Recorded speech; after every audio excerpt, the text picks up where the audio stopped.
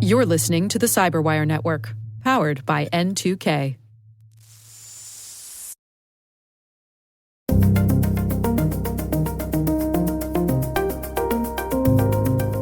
Hello, everyone, and welcome to the Hacking Humans podcast, where each week we look behind the social engineering scams, the phishing schemes, and criminal exploits that are making headlines and taking a heavy toll on organizations around the world. I'm Dave Bittner, and joining me is Joe Kerrigan. Hey, Joe. Hi, Dave. And our N2K colleague and host of the T-Minus Space Cyber Briefing, Maria Vermazis. Maria. Hi, Dave, and hi, Joe.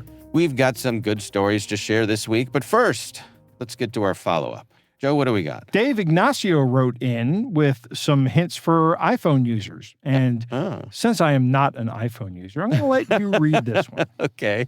He writes in and says, just listen to your latest Hacking Humans podcast, and is always very entertaining and informative. Well, thank you. Yeah. Just wanted to provide a suggestion to deal with unsolicited callers. The following is a GSM exploit designed specifically for iOS devices because they are all the same and the steps would apply to all. It does work on Androids, but since they are different versions of the OS and the manufacturer's models, the only consistent option is the screen will display an arrow, blah, blah, blah, blah, blah. All right. So here's the non-malicious version of the GSM exploit. Most users have three options for incoming calls. Answer the call, silence or miss the call, and it'll be sent to voicemail, or reject the call, and it goes directly to voicemail. This exploit modifies the default reject option to divert the call to any number you may choose. For iOS devices, you need to disable live voicemail in order for the exploit to work. Once that's disabled, all you need to do is open your phone app and dial the GSM code for if busy. It's **67**, the destination number, and your device will display the confirmation screen. For a free and fun option, I tell my friends to use 248-434-5508, the Rickroll hotline. Okay, it's just got a lot more fun. Yes. I want to call that right now. But the user can select whatever number they want. In addition, I use the JollyRogerTelephone.com option, and that's just hilarious. The only issue is if you receive an incoming call when you're dialing out, the incoming call will go to the diverted number. Okay, hang on a second. So Yeah, okay. I hear it. I was going to dial. You were faster on the fingers than I was. Yeah. Indeed, that is the Rickroll number. Okay. All right. One click on the lock to silence the call and send a voicemail. 2 clicks to divert the call. Like it. Hope this helps your listeners who want to deploy this. Have some fun with unsolicited calls. He'll be presenting this call divert option at B-Sides STX. Where's STX? Is that? I don't know. Don't know either. And B-Sides RGV this month. Huge fan of the podcast. Well, thank you, Ignacio. Is it Ignacio or Ignacio? Ignacio. Yeah. Either one? I don't know. Well, we said them both, so hopefully one of them's right. All right. Well, thanks for sending that in. I may give that a try myself. A couple questions I had before we dug into our stories here today. Joe, this one's for you. Okay. What if you started a podcast where you outline all of the challenges of raising chickens? What would you call it? What would I call it? I'd probably stick with our chicken chat. No. Maria, you have any idea where I'm going with this? Pick a little, talk a little, pick a little, talk. No. You're both way off. Okay. Does it involve the word Joe? It does. It does. Yes. Yes, Okay. it does. Yes, it does. Yes. Joe's Chicks? No. All right. I was thinking of a podcast called Wings Joe Hates. Wings Joe Hits. Oh, okay. That's a good one. I was going in a totally different direction. Yeah. Yeah. Yeah. All right. Anyway, Joe, I came upon my YouTube feed recently that I thought may be of interest to you. I put a link here in the show notes. This is a guy who used some of this magical cooling paint. Are you familiar with this stuff? Magical? I am not. So this is, there is a paint that by some strange happenstance accident of physics. Thermodynamic black magic, we'll call it. Yes, it sends heat into space. And it actually does this. Like there's a band of energy that our atmosphere is transparent to. Mm-hmm. So it's kind of like, you know how like things that are fluorescent are basically taking light and converting it, or they're taking the ultraviolet and converting it into visible light. Yes. Like that's what this paint does. It takes regular light, converts it into the bandwidth that can be sent out into space, and it does that. Huh. And by doing that, it cools things. It's cooler than being in the shade when this paint is in full sunlight. Really? Yeah. What? And this guy uses it on his chicken coop, among other things. He also creates a suit out of it. I was going to say, it sounds like something I'd paint my clothes with. Right. The paint is very expensive, but I have seen other YouTube videos where people make it themselves. You can homebrew. I don't think there's anything terribly exotic about the materials that go into this particular paint. But so I was just thinking about you and your chickens and how you keep them comfortable on a hot day like it is here today in Maryland. Yes. That maybe something like this on your coop would help you have comfy birds. I might do something like this. I'll take a look at this video. I can't watch it right now because we're recording a podcast, but I'm very interested in it. I appreciate that. Right. All right. Well, I'll have a link to both the video and also the company that makes the paint. We'll put those in the show notes. Oh, I was curious about this too. We can cut this part out, but apparently it's extremely white, so it makes it more efficient. Like the pigments are better at reflecting than just standard white paint. So it's just like super white. Yeah. But it also has something to do with this like window in the atmosphere. You can use this to cool things. Like you could cool your house. You could use this instead of air conditioning. Really? This effect you could use. Yeah. Huh. But the problem with that is it always works, right? So Is that, yeah. in the summertime or in the summertime, that's great. But in the wintertime, you're cooling a house, you want to heat. Yeah. So Yeah. So anyway, little fun with physics. yes. All right, let's take a quick break to hear from our sponsors. And when we come back, we will dive into our stories.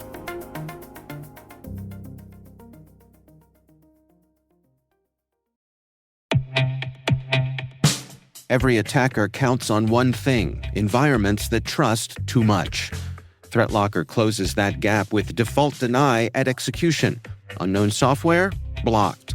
Trusted apps? Contained with ring fencing. Configurations? Verified with ThreatLocker DAC so you stay secure and compliant. ThreatLocker delivers the visibility and control CISOs need without adding operational pain, making zero trust real for teams of any size. Stop ransomware at its earliest point. Book a demo at threatlocker.com/N2K.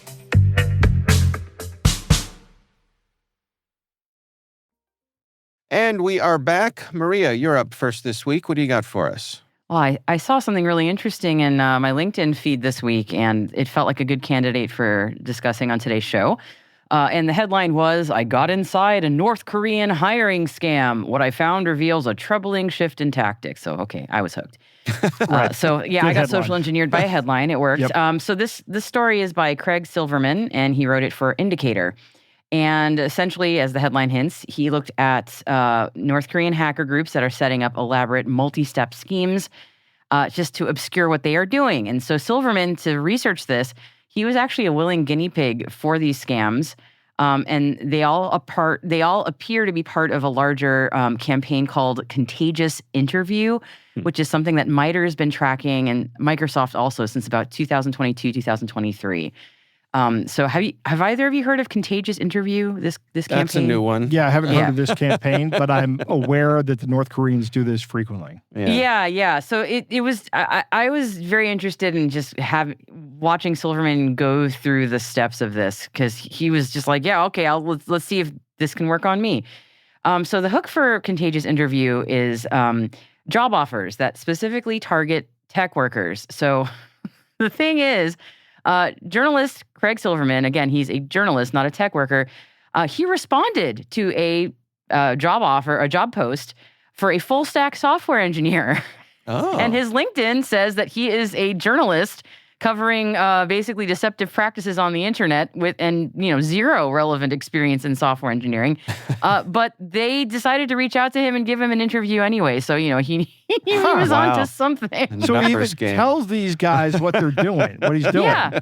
He was And just they're still I have we're no in. relevant experience here. But All right. they were like, it doesn't matter. Let's Great. see where this goes. Let's see where this goes. Maybe you've miraculously become a full stack software engineer. We'll train you. Yeah, yeah, that happens.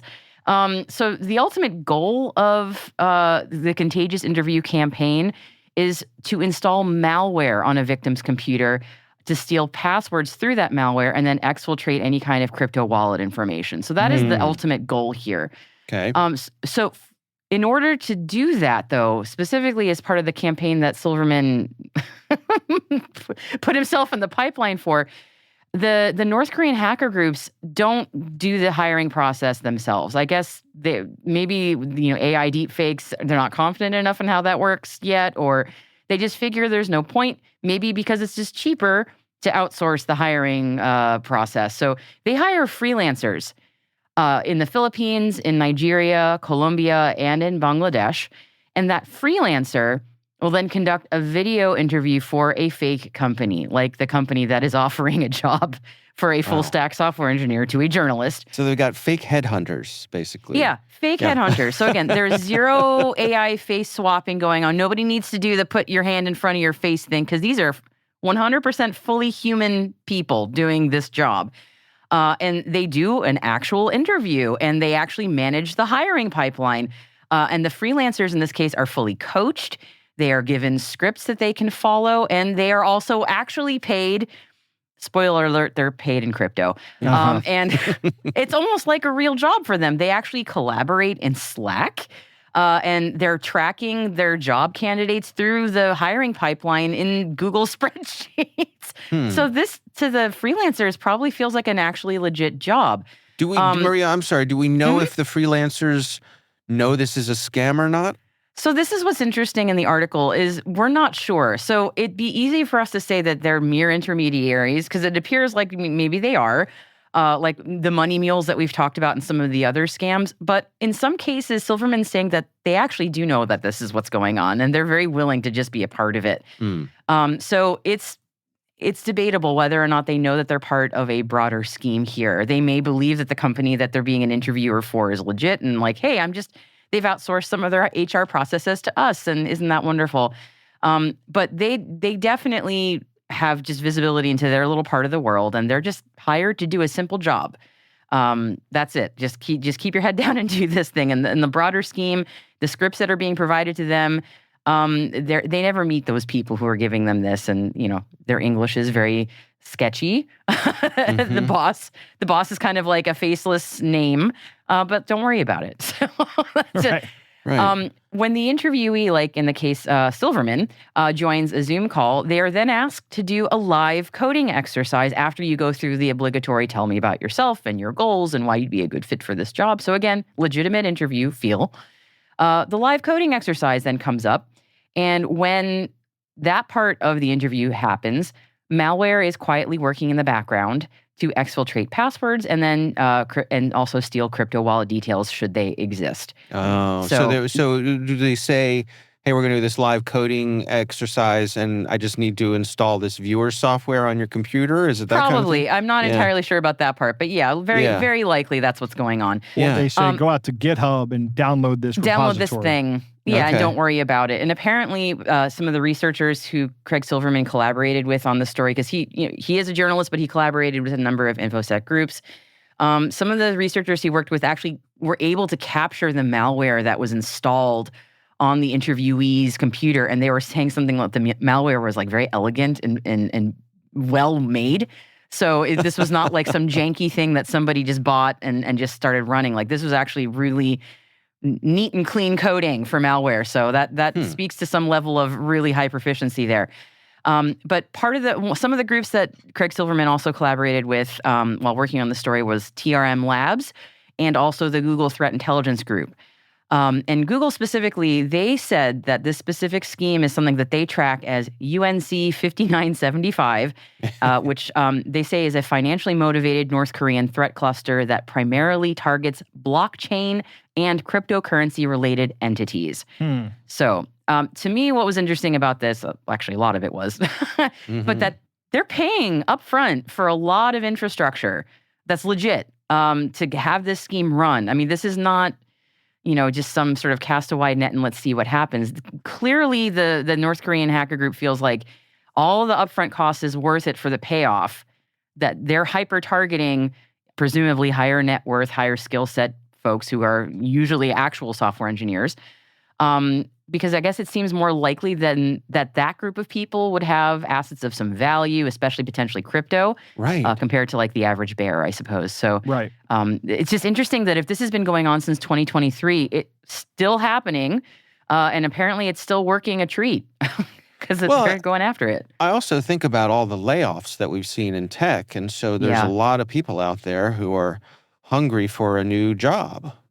Indeed, yes. Yeah. And I know a lot of there is a lot of discussion about this in sort of the software engineering world about how to protect yourself if you are either not on the market, but just a software engineer on LinkedIn. But especially if you are actively looking for a job. I mean, a full stack software engineer, that is about as generic a software engineer job description as you can get. But yeah, you don't have to worry about like, hey, put your hand in front of your face. This guy's clearly a deep fake dude. You're talking to real people who probably speak native English. So maybe some of the usual red flags are not there.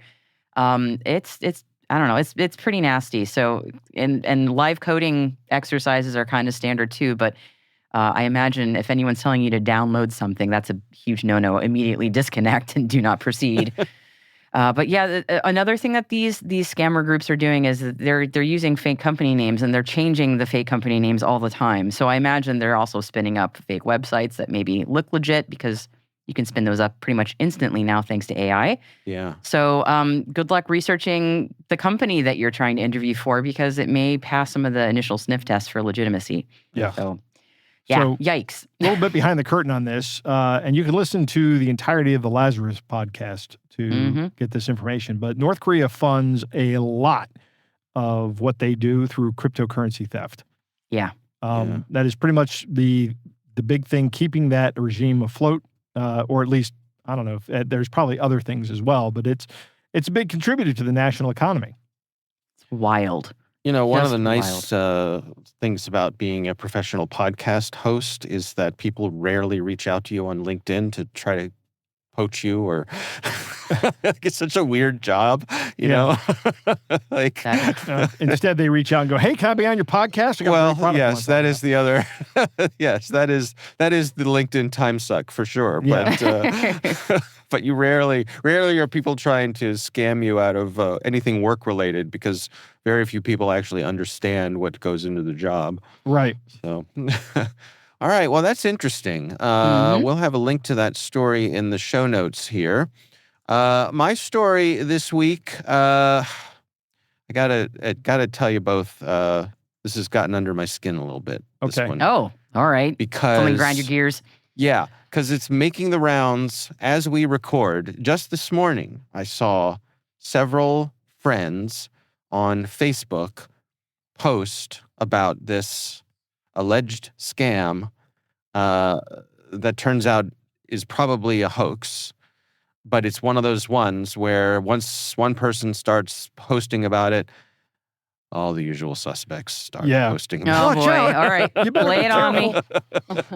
I'm going to say something. I saw this morning when I was looking for my story, Yeah. and I was like, "What is this? Oh, this looks that's BS." Good. Well, my bar for including a story is lower than yours, Joe. Right? No. I mean, you're not talking Way about to the throw 'em under the story. bus, You're talking Joe. about the viral nature of the story, how this thing spread. Right. And yeah, so I'm sorry for derailing you. No. So basically what the claim is that criminals are altering gas pump nozzles to steal fuel. And so what happens is you go up to pump your gas at your local gas station.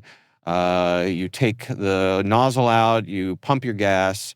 When you go to put the nozzle back in the pump, there's a screw that is sort of wedged in the little flap that goes down when you put the nozzle back into the pump. Right, which is the switch to tell the pump the transaction is over. Correct. Right. So you put the nozzle back in, this screw is in the way, the flap doesn't go down, you drive away, and the scammer immediately drives up where you were, they fill their gas tank, and your card gets charged. Right. That's What? the scam. Is that how this works? Well, That's how they claim this works. yes. What? Okay.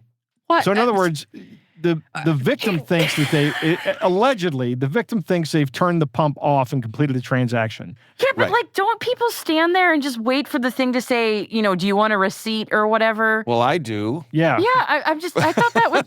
Do people just drive off? Really? Oh, Okay, Maria, sorry. people got places to be. They can't Right. be waiting around for receipts and things. They're I'm crazy impatient, but people like of action. I'm cheap as heck. I don't want somebody getting free gas. This is just me for decades. I'm like, I'm waiting until this thing says I'm done Right. and that they've closed out. I'm not driving off till it says this. Okay, sorry. Yes. Okay. There's a gas station around here, Maria, that you'd love called Highs, owned by Carroll Fuels now. Highs used to be a dairy when Dave and I were kids. Yeah. Wait, her last name is Fuels and she owes a gas station? Well, it's Carroll Fuels because I think they're based out of Carroll County. Yeah. But which is okay, the gotcha. county I now reside in.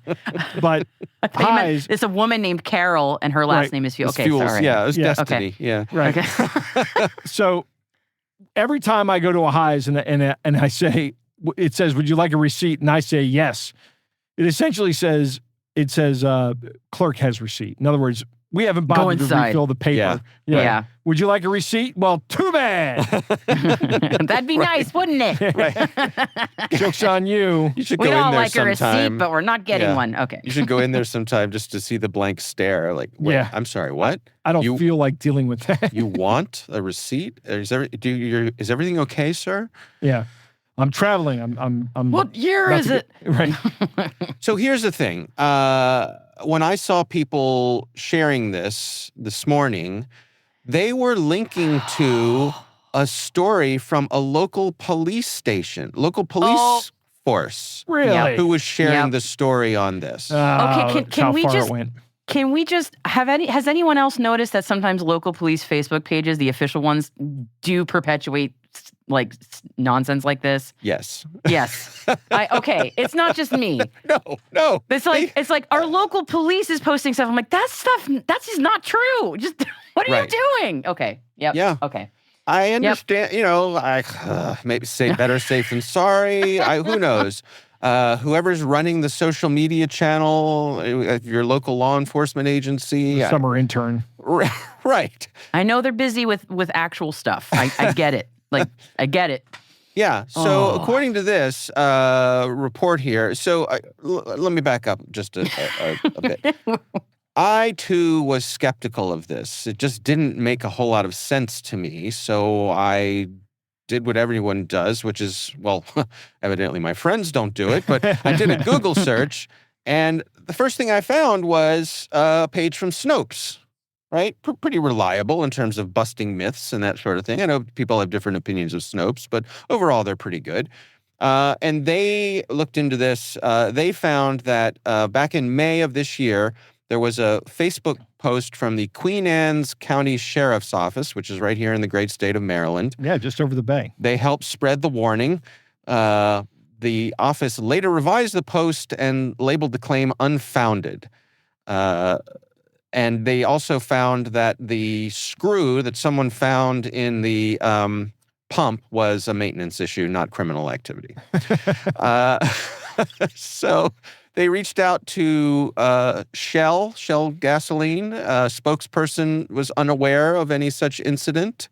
They reached out to Racetrack, Walmart, Phillips 66, Conoco, and 76. None of them had any known cases of this. They say the earliest references appear to be in late 2025 on Reddit and TikTok, showing screws in pump nozzle holders. Oh, yes, TikTok. Nothing scammy or nonsense is ever posted there. Certainly not Reddit either. Yeah. Right. Okay. So it just took off. It just became viral TikTok videos. They said that the original sheriff's office post showed signs of AI-assisted editing. Uh-huh. So No. there's that. No. Never. They say there is a related scam that's called a pump switching scam, where someone will distract or assist a customer to pump and then add fuel to their own vehicle. But this is not that. So just imagine somebody, look over there. And then Hey, where'd my gas pump go? right. I can't even get the gas thingy to go all the way around the right side of the car half the time. How are you getting it to another car entirely? No. Okay, I'm sorry. It's not like remember the old days, Joe, when the hoses would reach All the way around the car? Yeah. Yeah, it didn't matter what side you pulled up to. No. It's just now they don't do that. No. They don't do that. You got to pay attention to that little arrow next to your gas gauge. Right. Which overall is better because we're not running over gas hoses like we used to back in the day. We're not pulling them off anymore. Right. Driving down the. Well, actually, they have breakaway nozzles now. Right. I saw someone actually at a Highs break one of those away the other day. Oh, really? He was filling up a tank on the back of his truck, and the thing just falls off, and he looks down and goes, "That's unfortunate." I mean, this guy handled it like a champ. I mean, he was. I was like, that's unfortunate. I was impressed with how well he handled it. Yes, Yeah. totally unbothered. That's kind of awesome. He was on the phone with a customer, and he was just like, it was great to watch. Wow. I mean, I need to be more like that guy. Right. Because I know I would have been like, what the? Taking life in stride. Right. What else could go wrong today? Yeah. Again, according to Snopes, they say despite widespread social media warnings and news coverage, no verified evidence has emerged showing that criminals are using screws in gas pump nozzle holders to steal fuel through open transactions. I got a question for both of you. Bless the folks at Snopes, honestly, that they debunk stuff like this. God. Here's my question for both of you. Yeah. How great do you think it feels to be the guy that came up with this thing and start distributing it to see it blow up to this level? I feel like you're cooking an idea right now, Joe. I've always wanted to do something like this. Yeah, no kidding. They used to do this on the Letterman show. Did you remember that, Joe? Back in the day, what would they do? They would start. They would try to start a rumor. Oh no, I don't remember that. Yeah. They would just classic sort of Letterman. Aren't I a stinker kind of thing to do on live television. But the one I remember is they were trying to start a rumor that the city of New York had put some additive in the water that would turn your urine blue. And so they started calling around to tell people that this was going to happen. And, it was a good late night TV comedy. But yes. Yeah, I think you're right, though. Whoever did this must have some sort of perverse satisfaction seeing that probably what started off as a stupid TikTok video or just joke. Yeah. And now law enforcement reported on this. I just made this up. Right. Awesome. Yeah. So, Joe, if you would be starting a rumor, what would you start? I don't know. I'd have to think about it. And this is where I fall short on this. Is I can't think of something that isn't plausible like this. Because I actually have come up with a number of plausible things, but maybe next time but highly unlikely. Right. Yeah. There is a bit of an art to this, isn't there? Oh, you know Finding what? Something. Maybe my school bus idea. Okay. Do you remember the school bus idea? Go on. My wife and I, when we were thinking about buying a camper, Yeah. drove by the school bus that was for sale. My wife says, we could buy that and turn that into a camper. Yes. I said, no, don't worry about that. Think of all the kids we could abduct with it. Oh, my God. Right? Right. Yeah, Of course. As you do. My daughter's reaction. Why is that where you're... Okay. My daughter's reaction was exactly what Dave's was. She laughed because she has the same dark sense of humor. My wife was what Maria had, right? Where she was like, "You're a disgusting human being." Like, Why this is would the that- part why about is that in where your sickness and mind in health. goes? Right. But Where was this in our wedding vows, Right. Joe? Definitely under sickness. Yeah. So my son was like, he sits in the back seat and he goes, "Wait a minute, what stops somebody from doing that?"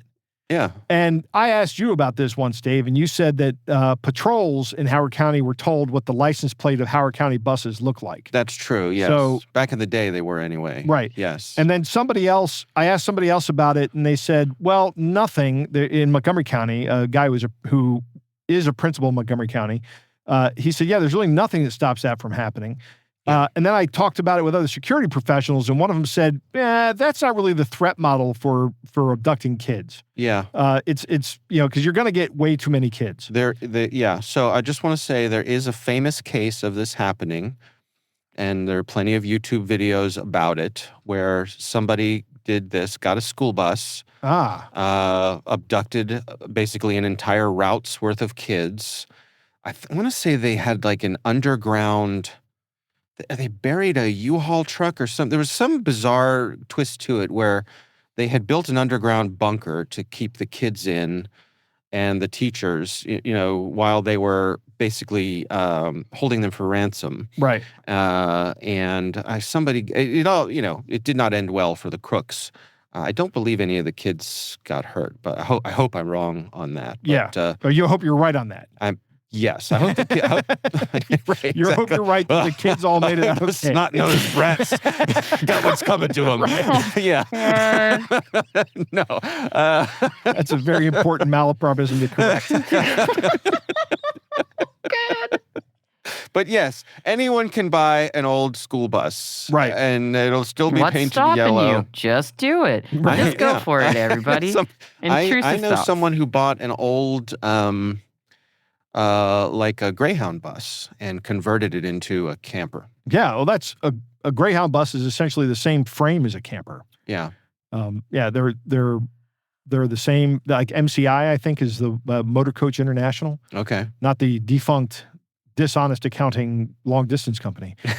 But yeah, they built a lot of the camper bases, and then Yeah. camper companies take them and turn them into Class A motorhomes. Yeah.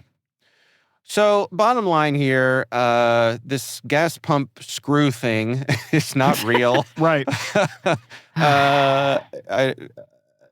It's write your own joke. Right. And if you see people spreading this around on social media, please do your part. Refer them to the Snopes article, or if you have another debunking website that you prefer, send them there to help tamp this one down. But it's currently making the rounds.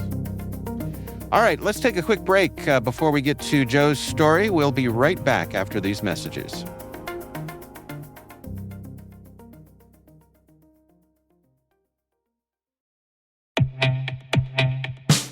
Most environments trust far more than they should, and attackers know it. ThreatLocker solves that by enforcing default deny at the point of execution. With ThreatLocker Allow listing, you stop unknown executables cold. With ring fencing, you control how trusted applications behave. And with ThreatLocker DAC, Defense Against Configurations, you get real assurance that your environment is free of misconfigurations and clear visibility into whether you meet compliance standards. ThreatLocker is the simplest way to enforce zero-trust principles without the operational pain. It's powerful protection that gives CISOs real visibility, real control, and real peace of mind. ThreatLocker makes zero trust attainable even for small security teams. See why thousands of organizations choose ThreatLocker to minimize alert fatigue, stop ransomware at the source, and regain control over their environments. Schedule your demo at threatlocker.com/N2K today. And we are back. Joe, you are up. What you got for us? Good news, I think. I hope this is good news. I've been nothing but a ray of sunshine on this show lately. Yeah. This story comes from our friend Mallory Sofaste up at WMAR. Yeah. We're going to have her back on. Yeah, Mallory's great. Yeah. There has been a new law passed here in Maryland, Dave, that gives, sorry, Maria, not Massachusetts, that gives banks and credit unions the power to temporarily hit pause on suspicious transactions involving older people. Oh. Now, Mallory has the story of Judith Boyven, who lost $600,000, which amounted to all of her retirement from one of these FBI scams, an FBI impersonate. Hey, we think that you guys are laundering money. We need to get that money out of that account and put it into our custody. Right. Which is never how the FBI operates. If the FBI is going to seize your money, they have means of doing that. Right. Then I won't warn you. Right. And they will not warn you. Right. So this new law takes effect on October 1st of this year, and it gives financial institutions the authority to hold transactions. And one of the things in the law, I took a look at the law real quick. It says adults who are 65 and older and other vulnerable adults, the hold can last for 15 days or in some cases 25 days while the transaction is reviewed. That's quite a hold. It is. It's significant. They're also, financial institutions are now also permitted to notify trusted contacts. This is from John Brodsakis, who's the president and CEO of the Maryland, D.C. Credit Union Association, because, Dave, you and I are members of credit unions. That's true. Right? And I'm a big fan of credit unions. Yeah. Better rates, better services. Yeah. It's for the members. You're a member. You're actually a shareholder when you're in the membership, which is good. That's what we're trying to do, is find better ways to protect our members, is a quote from him. So they're adding a trusted contact person who is not a signer on the account. They don't have authority to access the money, but it's someone who might be helpful if a bank employee goes, this doesn't seem like it's in our customer's best interest. Let's call your trusted person and get them in here. Oh, that's interesting. And then the trusted person can come in and say, yeah, mom, dad, brother, whatever, this is a scam. Let's try to get a bunch of people in here to convince you that it's a scam. How do you guys think this is going to work in terms of like romance scamming? How well do you think it will work? I mean, we've talked about something like this a while ago. It wasn't institutionalized, legislatively, but that a lot of financial institutions have training for their staff to kind of pump the brakes when they see something like this in an in-person transaction. Right. And I do wonder. I mean, it also reminds me that when my folks were still around, I had access. They made me co-signer on their bank accounts, but I had automatic notification through the bank's app if a transaction over X amount of dollars happened. So if someone tried to drain an account or something like that, or something unusual happened, I would get notified. But part of what intrigues me about this legislation is why specifically would you want it to be someone who did not have access to the account? I guess that means it's someone who doesn't have any financial skin in the game. I don't know if that's in the legislation. Okay. I think what the legislation says is a trusted individual. So it can be somebody else on the account, but it doesn't have to be. Oh, I see. Right. Okay. So Brodsakis goes on to say that there was a credit union locally that somebody requested a wire. They had all the correct information to conduct this wire transaction, and it involved a mortgage payment. And they wanted the money to go to an individual rather than a company. And the banks paused it, and then they started to go through the process. When they started to go through the process, and they were able to stop it, and it was like $80,000 that somebody was going to send to some scammer. Oh, so wow. They've already done these kind of things when they recognize a fraudulent transaction. They've said, hey, you're sending what looks like a mortgage payment to an individual, not a mortgage company. So the AARP has our favorite favorite website, Dave, the AARP. Right. Maria hasn't hit this stage of life yet, but somewhere around 50, they just you don't even have to ask. They just start sending you things, and you're like, too soon. I got one. I got a mailer from them when I was 29. Oh my! Wow. I was yep, and that put me into a tailspin. Let me tell you. Wow. Okay. Yep. 29. Well. My knees were still good. I was very offended. Right, exactly. My knees are getting worse. It really sucks going upstairs. They don't tend to get better with age, Joe. No, they do not. All that goes just in one direction. Yeah, might have to do what my mom did and just get 2 new knees. Two noonies. So the AARP says that this is House Bill 1008 and Senate Bill 753, Vulnerable Adult Banking Protection Act, allows financial institutions to temporarily delay or deny suspicious transactions. Banks and credit unions may pause a disbursement if they reasonably believe it could lead to financial exploitation, which I think is great. So I'm anxious to see how this plays out. I really want to see if this works. I'd like to know if the state of Maryland is going to collect data on this.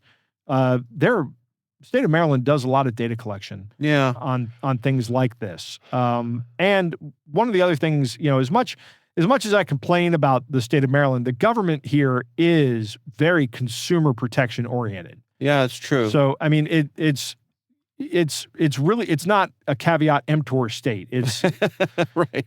like our neighbors to the south, Virginia. It is consumer protection oriented, which is great, which is one of the things I really appreciate about it.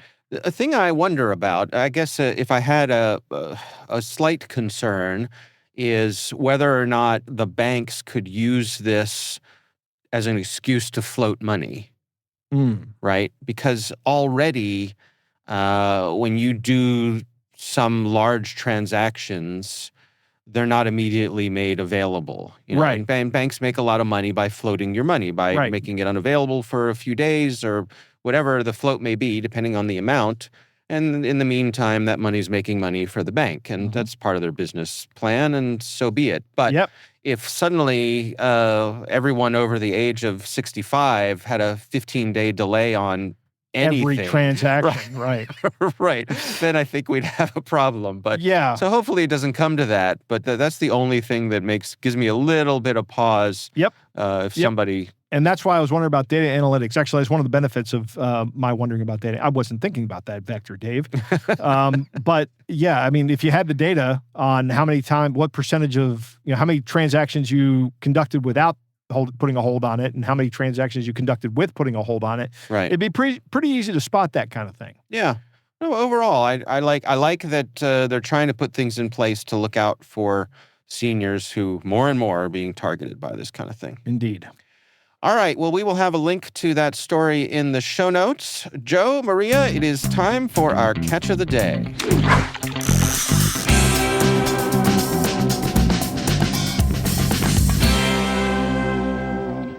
Dave, our catch of the day comes from one of our favorite locations, r/Scambait. Right. It has to do with Prince Andrew, who you say no longer a prince? No longer a prince. He got deprinced. He got deprinced. This is titled Dr. Prince Andrew Admits to Drinking Blood Occasionally. Dr. Prince Andrew. Right. So, Maria, I think I will be Prince Andrew. Dr. Prince Andrew. Dr. Prince Andrew to you. And the other person on the other end of the line here is a lady. So you are best suited for that part. Okay. That's no lady. That's Maria. Yeah, that's right. That's dang right. All right. Here it goes. Starts out. It says, hello. Hello, Dr. Prince Andrew. Smiley winky face. How are you, dear? My old friend. It's been a while. Hope you're doing well. Have we met? Blushing smiley face. We have been friends for a long time ago on this app. I was not active here for a long time due to my challenges with Jeffrey Epstein's scandal. I've been facing one ordeal to the other, lost so many people close to me, now isolated, but looking for a new genuine friendship. After all the fake news about me, it's become clear I have no case to answer. I really would love to be a very close friend, as I love your personality online. I don't know that statement is at all correct, that he has no case to answer. Please, where are you from? I see. It really is a shame that you turned out to be a pedo, smiling, crying face. If we really were friends before, like you say, please tell me something about myself to prove it. I am never a pedophile. I made a wrong choice of friends. Been an elite. I had a few circles of powerful friends whose secret lives I wasn't aware of. We've been friends online, that's what I meant. I've never met you physically. The media over-exaggerated my friendship with Epstein, a friendship I regret and had suffered a lot of humiliation. Don't sweat it, smiling face. How are you today? I hope you're okay. I've been thinking about you. Have you been able to fill the form? The form? Confused emoji. Yes, dear. Please submit it here. Sorry, it wasn't meant for you. How have you been? Was this scammer getting his wires crossed here? You're an odd man. Sorry about that. I had a friend who suffered from cancer, so I recommended him to the British royal family non-official British royal family. ambassadorship so that he can receive the privileges accrue to members, which include elite-styled medical assistance and financial assistance. She was supposed to fill a form and submit a copy to me and send one to the British Royal Family Non-Official Membership Committee, but I mistakenly asked you for the form. However, she has done that. Sorry about the inconvenience. Is your friend male or female? Yeah, Thinking good catch. emoji. I was going to ask that. Female. Why do you ask? Hope you're fine. Where are you from? Antarctica, pride flag. Okay. Are you single or married? Widowed. My late husband, Olfart, choked to death on a chili cheese top, crying face. So sorry to hear that. Are you in any relationship now? And how old are you? I am 47 and a half. I'm seeing my... Sorry, that's... I'm seeing my neighbor Earl casually. Happy winky face. How about you? Not seeing anyone. I'm 66. Can I see your pictures? I don't even know how to describe that image. A hag with Yeah, a really witch, a swamp hag, perhaps. yes. With very interesting choices in makeup. Mm-hmm. Okay. But you're not 47, are you? And a half. It's okay. There's an age difference of 18 and a half years between us. I would like to have children someday. Aren't you too old for that? Question marks? Why are you ignoring me, sweat hard? I think she probably meant sweetheart. I'm going to just go with that. Yeah. Been busy. How are you? I'm wondering if our goals are aligned, thinking emoji. Of course it can be possible to be together. Heart emoji. But firstly, you need to apply for the Royal Family Non-Official Membership. But even before that, there's need for you to make a charity donation to the UK Royal Family Charity Organization. There Here it is. comes. Yep. There it is. Yeah. You didn't even answer if you plan to have more children. Yes, dear. Wonderful. Heart emoji. But you need to apply for the Royal Family Non-Official Ambassadorship Membership first. What's the difference between the official and non-official ambassadorship membership? The officials are for carrier ambassadors, but the non-official are for the people designated as influential persons on behalf of the royal family and are answerable to the king. But I don't think the king even likes you. Privately, we are very good brothers and good to one another. Don't worry about that, okay? We are blood. Do you drink it, though? I do occasionally. What about you? No, I'm vegetarian. Okay, sweetheart. We can accommodate each other. Are you ready to apply for the Royal Family Non-Official Ambassadorship Membership? I'm not emotionally ready, no. And it ends there. That's pretty good. That is a pretty good one. Yep. So many questions. Dr. Prince Andrew. Yeah, it's probably an honorary doctorate, I'm guessing. Right. Hasn't been stripped from him yet. Holy Although, cow. yeah, right? Why him? All the Reddit comments said exactly what I'm thinking. Why would you choose to Right. pretend to be that guy? Yeah, Right, that's right. the top comment here. So he's fully aware of Prince Andrew's problematic history, but chooses to impersonate him anyway. Mm-hmm. Am I getting that part right? Oh, man. We should move to Bill Cosby or Gary Glitter for the next one. Oh, my God. Oh, my Right. God. Like what? Hitler wasn't available? Right, yeah. Oh, my. All right. We will have a link to our catch of the day in the show notes. And of course, we would love to hear from you. If there's something you'd like us to consider for the show, please email us. It's hackinghumans@n2k.com. We're going to take a quick break here. We will be right back after this message.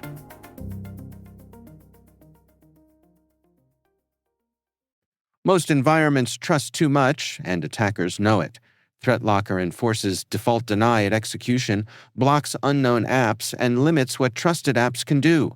Stop ransomware at the source. Get your demo at threatlocker.com/N2K. And that is Hacking Humans, brought to you by N2K Cyberwire. We'd love to know what you think of this podcast. Your feedback ensures we deliver the insights that keep you a step ahead in the rapidly changing world of cybersecurity. If you like our show, please share a rating and review in your favorite podcast app. Please also fill out the survey in the show notes or send an email to hackinghumans@n2k.com. This episode is produced by Liz Stokes. Our executive producer is Jennifer Iben. We're mixed by Elliot Peltzman and Trey Hester. Peter Kilpie is our publisher. I'm Dave Bittner. I'm Joe Kerrigan. And I'm Maria Vermazes. Thanks for listening.